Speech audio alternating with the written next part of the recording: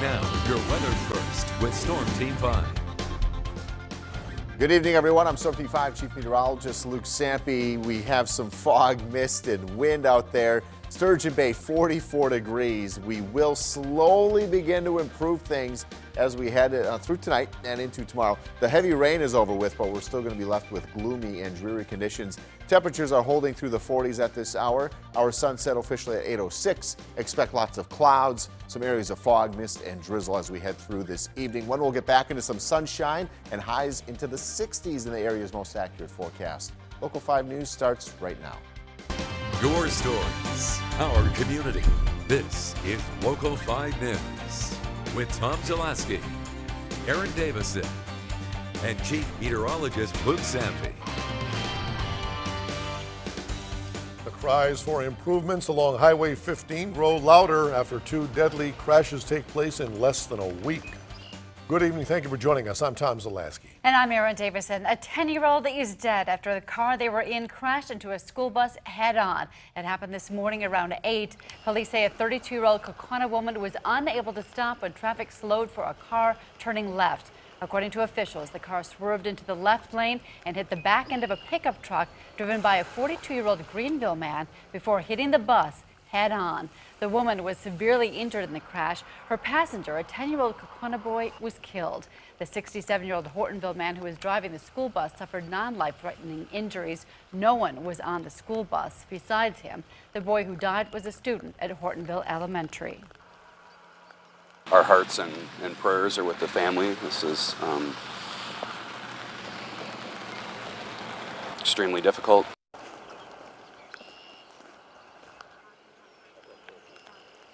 The school had counselors and trauma teams available at Hortonville Elementary School today, and they will be available in the days ahead. And deadly crashes along Highway 15 are nothing new. Safety improvements are already in the works. Local 5's John Dommel is live in Hortonville with details. John? Aaron, Tom, just this past Saturday, there was a death on the same highway, and today's crash is just more of a reason why there are changes coming to Highway 15. The current plan from the DOT is to widen it to 4 lanes, and it'd go from Greenville to Hortonville, bypass Hortonville, and move on to New London. Roundabouts will be put on each side of the bypass through Hortonville, and the good news is that the nearly $98 million project is in Governor Evers' current budget. All of it has been designed, all of it has been planned, all of it has been bought, and now we're sitting on it. And that's the sad part. And for more of a reference on this, check this out. This map here, the blue line across from it, is a series of blips showing all 336 crashes on Highway 15 since 2014, and construction will begin on the project within the next couple of years. Reporting live in Hortonville, John Dommel, Local 5 News. Meanwhile, another school bus was involved in a crash this afternoon, this time in Brown County. The Brown County Sheriff's Office says the crash happened at about 4 o'clock in the town of Eaton. Officials say the bus and a car collided at the intersection of County Roads T and Double J. Children were on the bus at the time of the crash. However, no one was injured. A break and a disappearance from 6 years ago has led to 2 arrests. Back in 2013, 59-year-old Victoria Prokopovitz was reported missing by her husband, James. Police say James told them the last time he saw Victoria was the night before he called police. James says he noticed Victoria was gone when he woke up the next morning and called police when he returned home that afternoon. Back in February, Local 5 spoke with Victoria's daughter, Marsha Loritz, about what life has been like since her mother's disappearance. She was my best friend. It's really tough with her not being here. As my kids grow up, I can't share that excitement with her, so that's tough. Victoria's phone, purse, and other belongings were still at the house, leading police to suspect foul play. Now, yesterday, 73-year-old James Prokopovitz was arrested by police for the first-degree intentional homicide of his wife. And Prokopovitz's girlfriend, Catherine Friday, was also arrested on obstruction and perjury charges. The two had their initial appearances in court this afternoon. Local 5's Erin Taylor was in the courtroom. She now brings us the day's proceedings. Erin? Yeah, the cases against James Prokopovitz and Catherine Friday will continue on to trial, and that's because a judge found that there was probable cause in both of those cases. Now, Prokopovitz is charged with first-degree intentional homicide and perjury. Now, he's being held on a $2 million cash bond.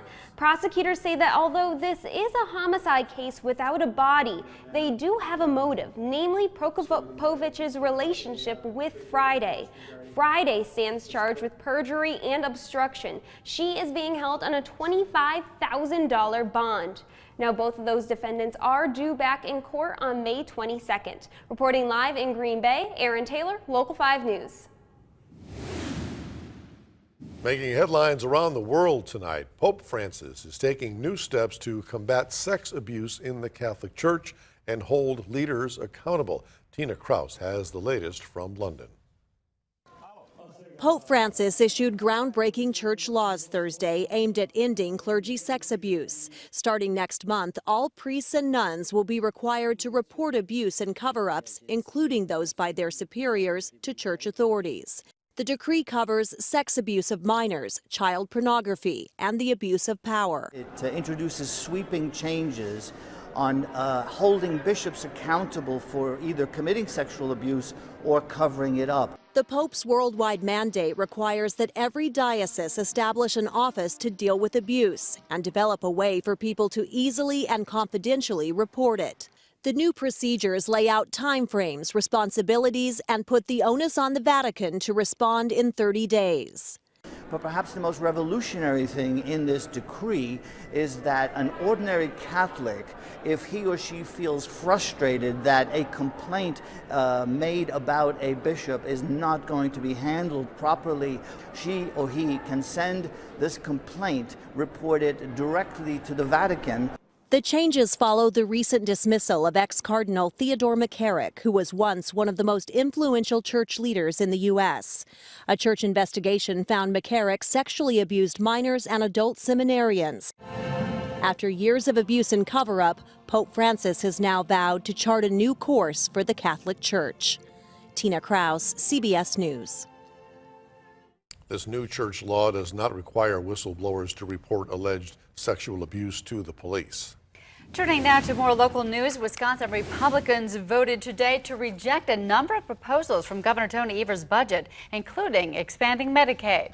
The vote, which took place earlier today, went along party lines in the GOP-controlled legislature.